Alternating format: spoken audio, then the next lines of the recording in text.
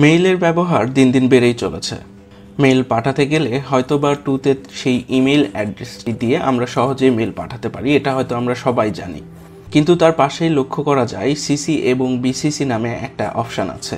আসলে এটার কাজ কি এবং কিভাবে এটার কাজ করতে হয় সেটাই আমরা আজকে শিখব।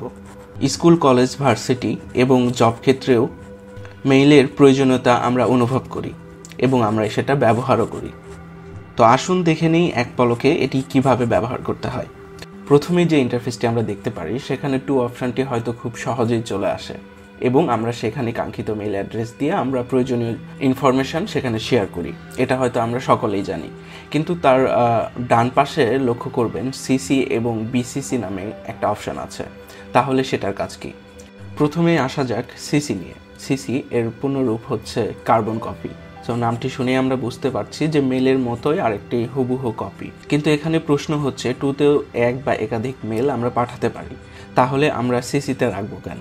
তবে সিসির বড় সুবিধা হচ্ছে আপনি যাকে মেলটা পাঠালেন এবং সিসিতে যাকে রাখলেন তাকে ইনফরমেশনটা জানিয়ে রাখা। আমি একটা উদাহরণ দিয়ে বলছি। সাপোজ আপনি আপনার এক অফিসে জব করেন, আপনি আপনার কলিগকে একটি কাঙ্ক্ষিত মেল পাঠাতে চান, কিন্তু আপনি চান যে মেলটি আপনার বস বা আপনার টিম লিডার জানুক। তখন কি করবেন? আপনি আপনার সেই মেলটি যাকে পাঠাবেন টুতে তাকে রেখে সিসিতে আপনার বস বা টিম লিডারকে রাখবেন। সিসিতে রাখার অর্থই হচ্ছে যে মেলটি পাবে এবং যে সিসিতে থাকবে সে বুঝে নেবে মেলটি আমার জন্য না, কিন্তু আমার জানার দরকার আছে বা দেখার দরকার আছে, এই জন্য সে আমাকে সিসিতে রেখেছে। তো তাহলে এখন প্রশ্ন আসছে, তাহলে বিসিসি কি? বিসিসি হচ্ছে ব্লাইন্ড কার্বন কপি।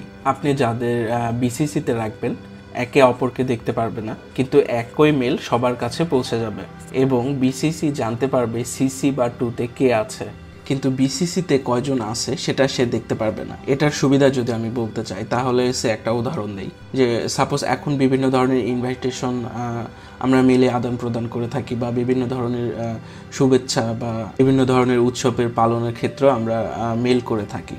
ধরেন আপনি একটা প্রতিষ্ঠান, আপনি 10টা বা 20টা বা 50টা প্রতিষ্ঠানকে মেল করবেন।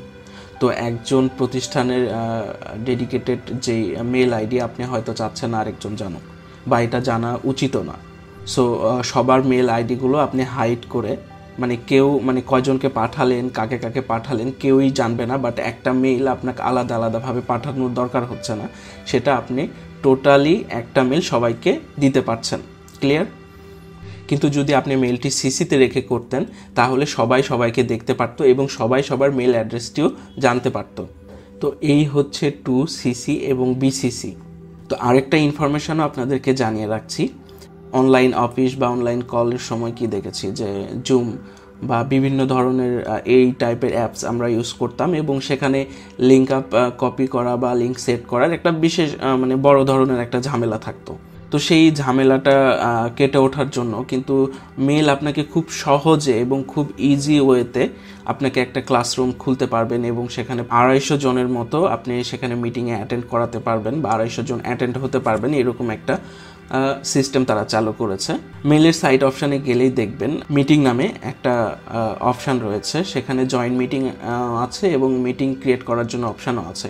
তো আপনি যদি সেখানে জাস্ট একটা ক্লিক করেন সঙ্গে সঙ্গে তারা আপনাকে একটা ইউআরএল দিয়ে দিবে, যেখানে হচ্ছে আপনার মিটিং যেই ইউআরএলে সবাই যোগ হতে পারবেন। তো সেখানে যদি আপনি ইউআরএলটা খুলে ফেলেন এবং ওই ইউআরএলটা যদি সবাইকে শেয়ার করেন এবং ওই মিটিংয়ের সঙ্গেই আরেকটা অপশান আছে যে জয়েন মিটিং, তো ওখানে গিয়ে ক্লিক করে ওখানে একটা ইউআরএল চাবে, সেই ইউআরএলটা দিয়ে আপনি খুব সহজ এবং খুব ইজি অনলাইন ক্লাস বা অনলাইন মিটিং সেট করতে পারেন এবং জয়েন করতে পারেন। তো এই ছিল আজকে মেইলের ইনফরমেশন বা তথ্য। এতক্ষণ টেকসানের সাথে থাকার জন্য অসংখ্য ধন্যবাদ।